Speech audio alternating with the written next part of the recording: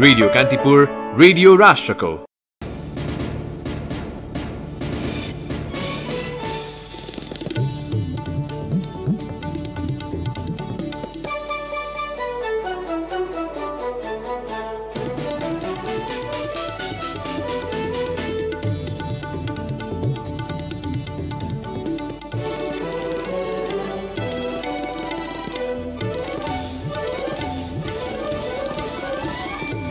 नेपालमा एकै दिन अहिलेसम्मकै सर्वाधिक 2020 जनामा कोरोना संक्रमण पुष्टि। काठमाडौँ उपत्यकामा मात्रै 859 जना संक्रमित थपिए, संक्रमणबाट थप 8 जनाको मृत्यु। एउटा इन्जिन र 4वटा बोगी सहितको 2 सेट रेल नेपाल आइपुग्यो। सम्पूर्ण व्यवस्थापनको काम सकेर 1 महिनाभित्रै नियमित सेवा सञ्चालन गर्ने रेल विभागको तयारी। बाढी, पहिरो र चट्याङका कारण वैशाख यता मात्रै विभिन्न 49 जिल्लामा 374 जनाले ज्यान गुमाए, गृह मन्त्रालय भन्छ। प्रभावितहरूका लागि 5 करोड 69 लाख राहत रकम तत्काल उपलब्ध गराइएको छ। अफगानिस्तानमा बालबालिकाको राष्ट्रिय परिचय पत्रमा आमाको नाम समेत उल्लेख हुने, राष्ट्रपति घानीद्वारा कानूनमा हस्ताक्षर। र युएस ओपन च्याम्पियन नाओमी ओसाकाले चोटका कारण फ्रेन्च ओपन टेनिस नखेल्ने। नमस्कार, कान्तिपुर डायरीबाट साथी प्रिन्स अनि तेजेन्द्रको समाचार अब विस्तारमा। नेपालमा एकै दिन अहिलेसम्मकै सर्वाधिक 2020 जनामा कोरोना संक्रमण पुष्टि भएको छ। यो सँगै नेपालमा कुल संक्रमितको संख्या 61,593 पुगेको छ। पछिल्लो 24 घण्टामा गरिएका 11,458 पीसीआर परीक्षण मध्ये 2020 जनामा संक्रमण पाइएको स्वास्थ्य तथा जनसङ्ख्या मन्त्रालयले जनाएको छ। मन्त्रालयको नियमित प्रेस ब्रिफिङमा प्रवक्ता डाक्टर जागेश्वर गौतमले काठमाडौँमा 698, चितवनमा 191, मोरङमा 118 र सुर्खेतमा 117 जनामा कोरोना संक्रमित देखिएको जानकारी दिनुभयो।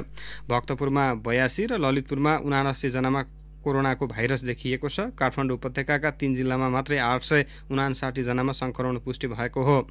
यस्तै कास्की र रूपन्देहीमा समान 86 जनामा संक्रमण देखिएको छ। त्यसैगरी पछिल्लो 24 घण्टामा कोरोना मुक्त भएर 871 जना डिस्चार्ज भएका छन्। यो सँगै नेपालमा हालसम्म कोरोना मुक्त हुनेको संख्या 43,820 जना पुगेको छ। यो कुल संक्रमितको 71.1% हो। मन्त्रालयका अनुसार मुलुकका विभिन्न अस्पतालमा 173 जनाको आइसियुमा र 36 जनाको भेन्टिलेटरमा उपचार भइरहेको छ। मन्त्रालयका अनुसार हालसम्म पीसीआर विधिबाट 8,94,373 परीक्षणहरू गरिएका छन्। सक्रिय संक्रमितको संख्या 17,383 जना रहेको पनि मन्त्रालयले जनाएको छ। त्यसमध्ये 8,088 जना होम आइसोलेसनमा र 9,295 जना संस्थागत आइसोलेसनमा छन्। कोरोना संक्रमणबाट 24 घण्टामा थप 8 जनाको मृत्यु भएको स्वास्थ्य तथा जनसङ्ख्या मन्त्रालयले औपचारिक पुष्टि गरेको छ। मिडिया ब्रिफिङमा प्रवक्ता गौतमले 2 जना महिला र 5 जना पुरुषको संक्रमणका कारण मृत्यु भएको जानकारी दिनुभयो। मन्त्रालयको नियमित ब्रिफिङपछि संक्रमणबाट सर्लाहीका 1 पुरुषको मृत्यु भएको छ। उनको मृत्युबारे मन्त्रालयले औपचारिक जानकारी दिन बाँकी छ। यसअघि नेपालमा संक्रमणका कारण मृत्यु हुनेको संख्या 391 पुगेको छ। यो कुल संक्रमित मध्ये 0.63% हो। मन्त्रालयका अनुसार काठमाडौँकी 85 वर्षीय महिला र ललितपुरकी 66 वर्षीय महिलाको संक्रमणका कारण मृत्यु भएको छ। यस्तै मोरङका 66 वर्षीय, काठमाडौँको 88 वर्षीय, भक्तपुरको 82 वर्षीय र नवलपरासीका 31 वर्षीय पुरुषको पनि संक्रमणका कारण ज्यान गएको छ।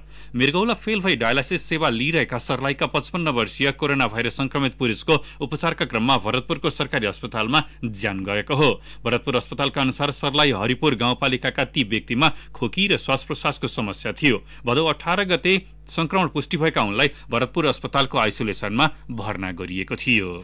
राष्ट्रिय सभाको विधायन व्यवस्थापन समितिले स्वास्थ्य सम्बन्धी नियम र मापदण्ड तत्काल घोषणा, प्रकाशन र प्रसारण गर्न सरकारलाई आग्रह गरेको छ। कोरोना भाइरसका संक्रमित दिनदिनै बढेकाले सबै सजग हुनुपर्ने भएकाले तत्काल स्वास्थ्य सम्बन्धी मापदण्ड सार्वजनिक गर्न आग्रह गरेको हो। समितिको आज बसेको बैठकले निषेधाज्ञा र बन्दाबन्दी अन्त्य गरी जनजीवन सामान्य अवस्थामा फर्केकाले सबै सङ्घ, संस्था, कार्यालय, सार्वजनिक क्षेत्र लगायत आम जनताले पालना गर्ने स्वास्थ्य मापदण्ड बनाउन सरकारलाई आग्रह गरेको सभापति परशुराम मेगी गुरुङले जानकारी दिनुभयो।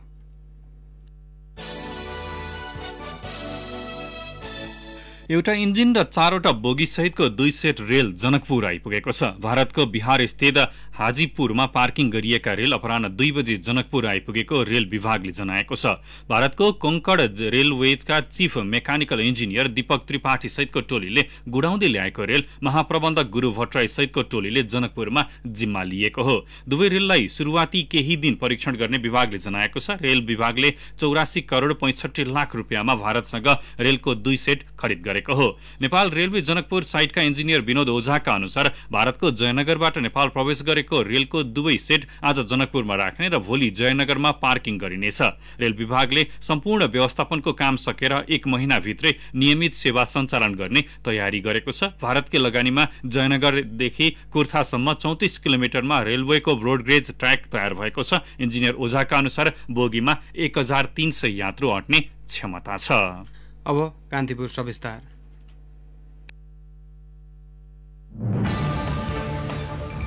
कान्तिपुर सविस्तार। नेपालमा रेल सञ्चालनको इतिहास नयाँ होइन, तर अनेकौं आलोचना र टीका टिप्पणीका बीच 2068 साल असार 1 गते रेल विभागको स्थापना गरेको सरकारले 2076 को नयाँ वर्षको सुरुवातमै रेल खरिद सम्झौता गरेको थियो। तत्कालीन अवस्थामा रेल ड्राइभर, प्राविधिक दक्ष जनशक्ति र व्यवस्थापन गर्न सक्ने शक्तिको अभाव रहे पनि भारतको आवश्यक सहयोग दिने भन्दै 2वटा रेल नेपाल भित्र आएको छ। प्रधानमन्त्री केपी शर्मा ओलीले रेलमार्गदेखि सुरुङ मार्ग हुँदै भू उपग्रह र पानी जहाजको योजना सुनाउँदा सामाजिक सञ्जालमा चौतर्फी आलोचना र ट्रोल बन्यो। महत्वाकांक्षी योजना बनाएर कम्युनिस्ट सरकारले दिवा सपना देखाउन खोजेको भन्दै प्रतिपक्षदेखि संसदका अन्य दलले त्यसको विरोध गरे। पूर्वाधार बिनै जनशक्ति र प्राविज्ञता बिना सरकारले रेलको सपना देखाउनु सायद त्यो समय दिवा सपना नै थियो होला। तर चुनौती र आलोचनाका बीचमा 2068 असार 1 मा सरकारले रेल विभागको स्थापना गरी प्रक्रिया अघि बढायो। तर राजनीतिक खिचातानीले लामो समय विभाग प्रमुख विहीन बन्यो। कन्टेनर कर्पोरेसन अफ इन्डियासँग 2वटा रेल खरिदका लागि मन्त्री परिषदबाट अनुमति पाएको विभागले 2076 को नयाँ वर्षको सुरुवातमै रेल खरिद सम्झौता गर्यो। खरिद सम्झौतासँगै भौतिक पूर्वाधारको काममा लागेको विभागले अन्तर्गत रेल नेपालमा ल्याइ छोड्यो। विभागका महानिर्देशक बलराम मिश्र, नेपाल सरकारले कर्मचारीको व्यवस्थापनहरू दुईतिरबाट गर्ने क्रममा छ। त्यो हुने बित्तिकै अब कुनै अरू व्यवधान छैन। ट्रेन आइसक्यो, रेलवे ट्र्याक बनिसक्यो, बजेट व्यवस्थापन भइसक्यो, थोरै म्यान पावरको कुरो छ। त्यो चाहिँ व्यवस्थापन हुने बित्तिकै छिटोभन्दा छिटो हामी यो ट्रेन सञ्चालनमा ल्याउँछौँ र डेट रोक्छौँ। यसो त नेपालमा रेल सञ्चालनको विषय नौलो होइन। सन् 1927 मा तत्कालीन बेलायती सरकारसँगको समन्वयमा नेपालले भारतको रक्सोल अमलेखगञ्ज रेल सेवा सञ्चालन गरिसकेको थियो। राजमार्गको सञ्चालनसँगै सन् 1965 पछि त्यो एक इतिहास बन्यो। त्यस्तै अर्को रेल सेवा जयनगर जनकपुर सन् 1937 मा सञ्चालनमा थियो। जनकपुर बिजलापुर 22 किलोमिटरको रेलवे ट्र्याक र 2वटा पुल बाढीले बगाएपछि सन् 2001 बाट त्यो रेल सेवा पनि ठप्प बन्यो। रेल सेवा मात्र होइन, देशका अन्य महत्वाकांक्षी योजना जोखिम उठाउन नचाहेका कारण अस्तित्व मेटिने अवस्थामा छन्। पूर्व सचिव किशोर थापा भन्छन्, योजना बनाउनु र सञ्चालन गर्नु ठूलो कुरा नभए पनि त्यसको स्थायित्वका लागि जोखिम उठाउने जिम्मेवारी लिनु महत्त्वपूर्ण हो। त्यो चाहिँ नाफा घाटाको हिसाबले हुँदैन, तर एउटा चाहिँ स्वशासित रूपमा कम्पनीको रूपमा चलाउने र त्यो घाटा पर्न लाग्यो भने त्यो घाटा सरकारले नै बिहोर्नुपर्छ। त्यो सार्वजनिक यातायातमा निजी क्षेत्रको भूमिका भनेको सहयोगी भूमिका मात्रै हुनुपर्छ। विगतमा त्यो यातायात संस्थान बन्द गर्ने कामहरू भए, ट्रली बस पनि बन्द भयो। वीरगञ्जको रेलवे, जयनगरको रेलवे पनि यातायात संस्थाले चलाउँथ्यो। त्यसकारण त्यो सरकारी संस्थान मार्फतै यो रेलहरू चलाउनु पर्छ। अहिले सञ्चालन हुने जयनगरदेखि कुर्थासम्म 34 किलोमिटरमा रेलवे मात्र होइन, पूर्व पश्चिम रेलमार्ग, रक्सोल काठमाडौँ रेलमार्ग, केरुङ काठमाडौँ रेलमार्ग, जनकपुर जयनगर बिजलापुर रेलमार्ग, काठमाडौँमा मेट्रो तथा मोनोरेल जस्ता महत्वाकांक्षी योजना वर्तमान सरकारका सपना हुन्। नेपालमा नियमित रेल सञ्चालनमा आए नेपालको खस्कदो व्यापार व्यवसाय थप टेवा पुग्ने देखिन्छ। तर दीर्घकालीन योजना बिना नै सस्तो लोकप्रियताका लागि बुनिने आयोजनाले वर्तमान राम्रो भए पनि भविष्य नहुने तर्क गर्छन् अर्थविद पोषराज पाण्डे। हामीहरूको अहिलेसँग यति धेरै रिसोर्स चाहिँ छैन। रिसोर्स वेस्ट गर्ने चाहिँ त्यो लिबर्टी चाहिँ छैन के। अब त्यसले गर्दाखेरि मास्टर प्लान नभइकन हामी अगाडि बढ्नु चाहिँ हुँदैन। टुक्रा टुक्रा गरेर चाहिँ डेभलपमेन्ट चाहिँ हुँदैन।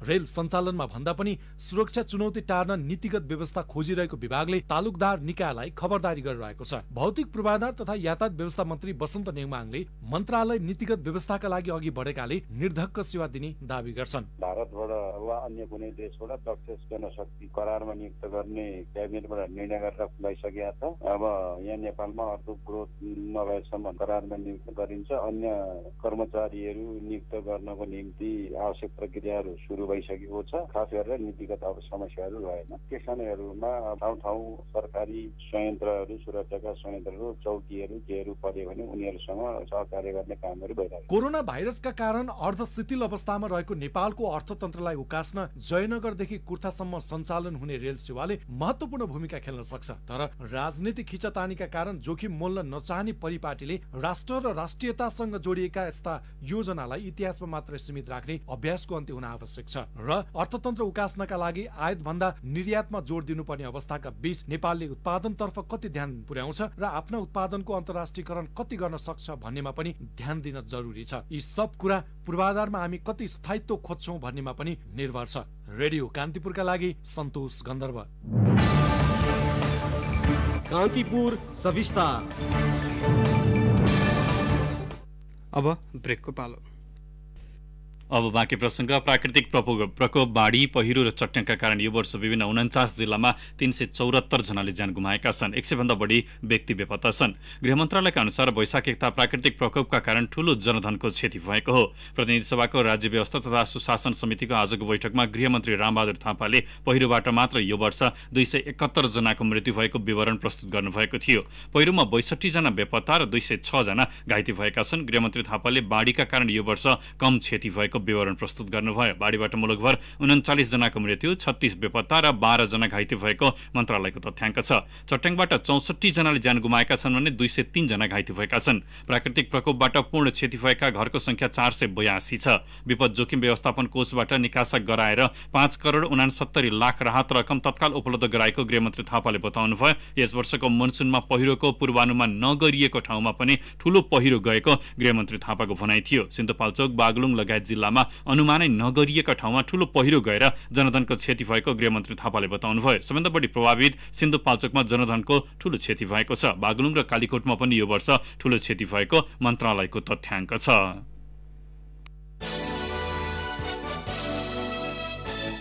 सामूहिक बलात्कारपछि किशोरीद्वारा आत्महत्या प्रकरणमा सप्तरी प्रहरीले 2 मुख्य आरोपितलाई पक्राउ गरेको छ। 17 वर्षीय किशोरी माथिको सामूहिक बलात्कार घटनामा संलग्न रहेको आरोपमा प्रहरीले सुमन कुमार मण्डल र रञ्जित मण्डललाई पक्राउ गरेको हो। अन्य 2 जना आरोपित विष्णु मण्डल र धर्म मण्डल भने फरार छन्।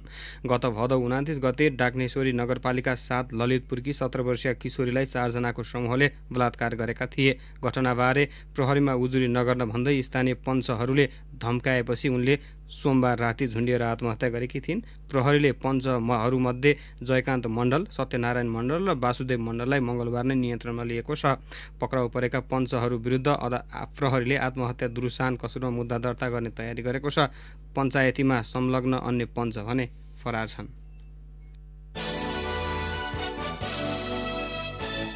संविधान दिवसको अवसर पारेर सरकारले 302 जना कैदीबन्दीको सजाय मिनाहा गर्न राष्ट्रपति समक्ष सिफारिस गरेको छ। देशभरका कारागारमा रहेका मध्ये 50% सजाय भुक्तान गरिसकेका र असल चालचलन भएकाको सूचीमा परेका 302 जना कैदीबन्दीको बाँकी सजाय मिनाहा गर्न सिफारिस गरिएको गृह मन्त्रालयले उल्लेख गरेको छ। 2075 साल अघि 40% कैद भुक्तान गरेका कैदीले आम माफी पाउनेछन्।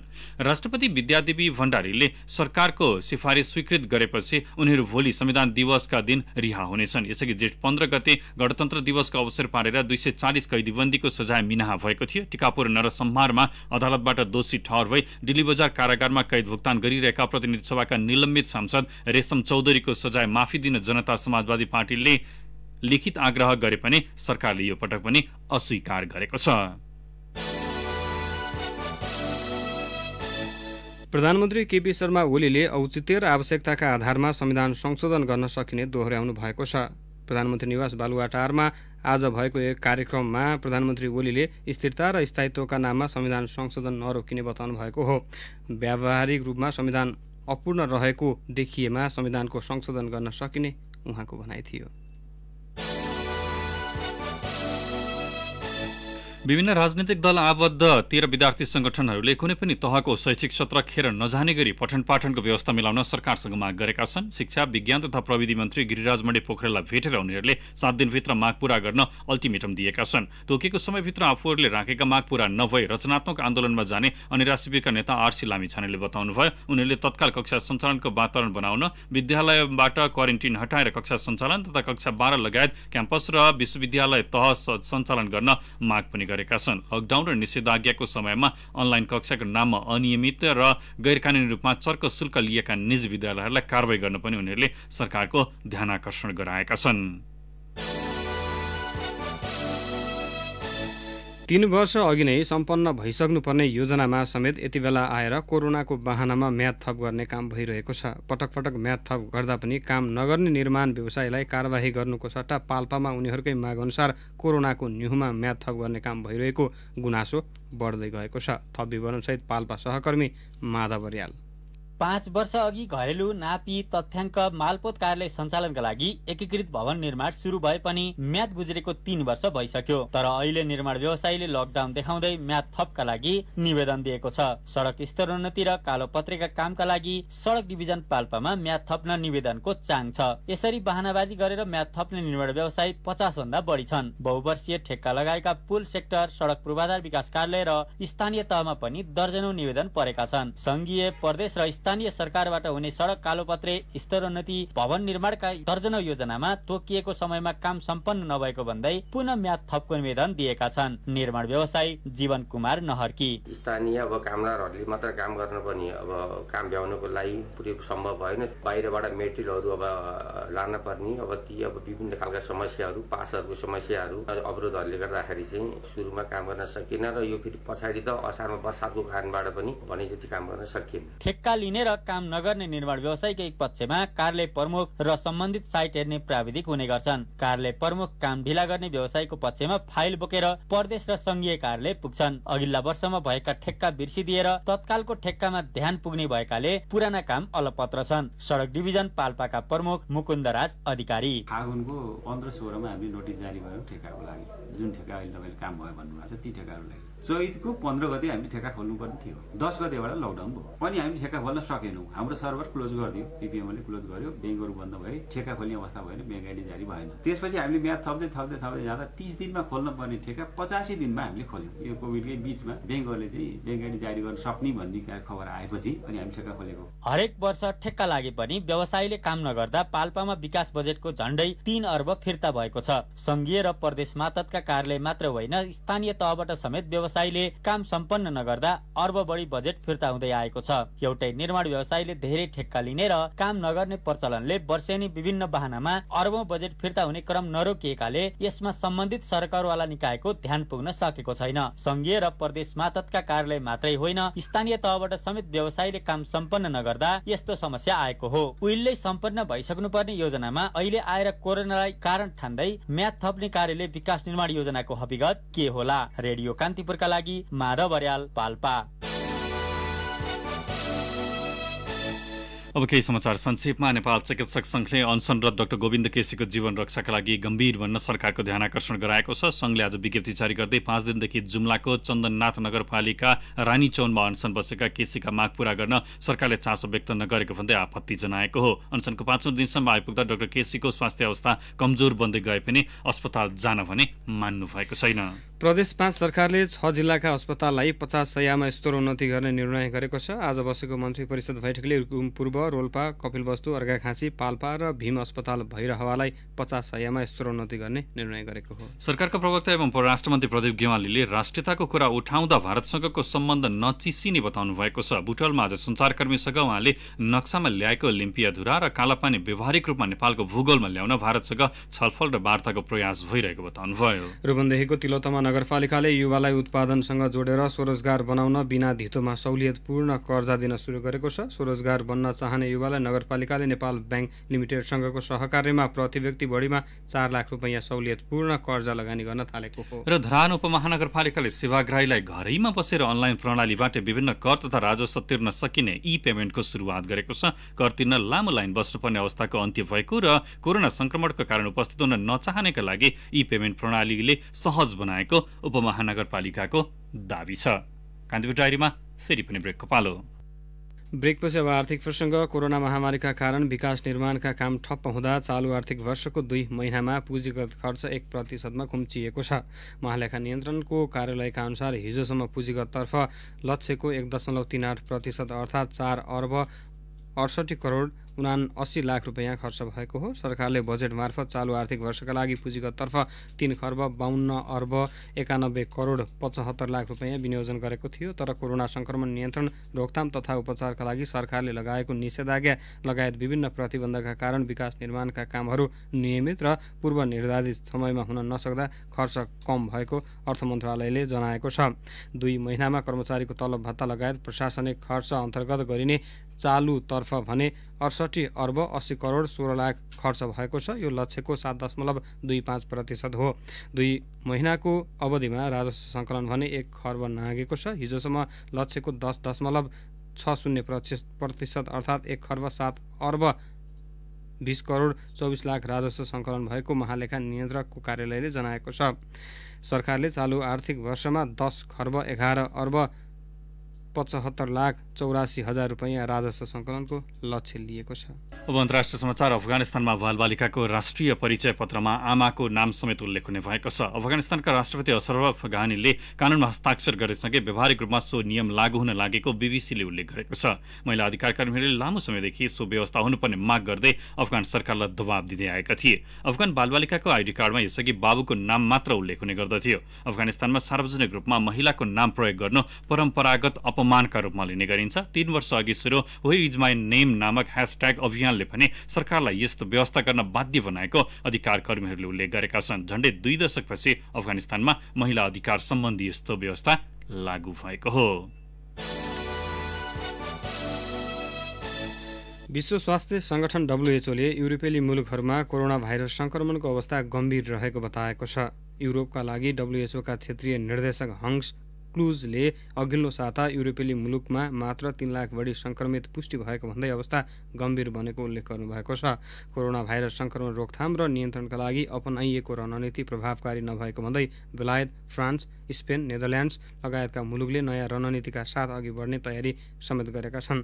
बेलायतका स्वास्थ्य सचिव म्याड यानले गम्भीर अवस्थाको सामना गर्नु परेको भन्दै अर्को लकडाउन पनि हुन सक्ने उल्लेख गर्नुभएको छ। स्पेनको राजधानी मड्रिडमा नयाँ केस फेला पर्न थालेपछि स्वास्थ्य अधिकारीले क्षेत्रीय स्वास्थ्य प्रणाली कोभिड-19 संक्रमितको उपचारको दबावमा रहेको बताएका छन्। फ्रान्समा पनि संक्रमण दर बढेकाले मुख्य सहरहरूमा नयाँ उपाय अवलम्बन गर्ने तयारी गरिएको छ। विश्वमा 3 करोड बढी कोरोना संक्रमित पुष्टि भइसकेको छ। जोन्स हपकिन्स विश्वविद्यालयको तथ्याङ्क अनुसार विश्वभर 3 करोड 20 लाख 5,908 जनामा संक्रमण पुष्टि भएको छ। 9,46,685 जनाको कोरोना संक्रमणकै कारण मृत्यु भइसकेको छ। अमेरिकामा सबैभन्दा बढी 66,76,410 जनामा संक्रमण भेटिएको छ भने 1,97,655 जनाको मृत्यु भइसकेको छ। अब खेल समाचार। युएस ओपन च्याम्पियन नाओमी ओसाकाले फ्रेन्च ओपन टेनिस नखेल्ने भएकी छिन्। चोटको कारण देखाउँदै उनले प्रतियोगिताबाट नाम फिर्ता लिएकी हुन्। फ्रेन्च ओपन टेनिस सेप्टेम्बर 27 मा सुरु हुँदैछ। तिघ्राको मांसपेशीमा देखिएको समस्या ठिक हुन समय लाग्ने भएकाले फ्रेन्च ओपनका लागि उपलब्ध हुन नसक्ने उनले उल्लेख गरेकी छन्। गत साता भएको युएस ओपनको फाइनलमा बेलारुसको भिक्टोरिया अजरेन्कालाई हराउँदै जापानकी ओसाकाले ग्रान्ड स्लामको तेस्रो उपाधि हात पारेकी थिइन्। स्पेनी क्लब बार्सिलोनाका अध्यक्ष जोसेफ मारिया बार्टोमेउ विरुद्ध अविश्वासको प्रस्ताव दर्ता भएको छ। उनी विरुद्ध यसअघि नै राजीनामाको दबाब आए पनि औपचारिक रूपमा नै अविश्वास प्रस्ताव दर्ता भएको हो। लालिगा क्लब बार्साका लियोनल मेसी, लुइस सुआरेज लगायत मुख्य खेलाडीसँगको तिक्तताका कारण क्लब आबद्ध खेलाडी व्यवस्थापकहरू नै अध्यक्ष जोसेफ विरुद्ध खनिएका छन्। क्लबमा अध्यक्ष विरुद्ध अविश्वासको प्रस्ताव आएसँगै उनलाई पद छाड्न नैतिक दबाव बढेको छ। क्लब व्यवस्थापकका 20,731 जनाले अविश्वास प्रस्तावका लागि हस्ताक्षर गरेका छन्। कान्तिपुर डायरी अहिलेलाई यहीँ सकिन्छ। प्रिन्स र तेजेन्द्र बिदा हुन्छौँ। नमस्कार।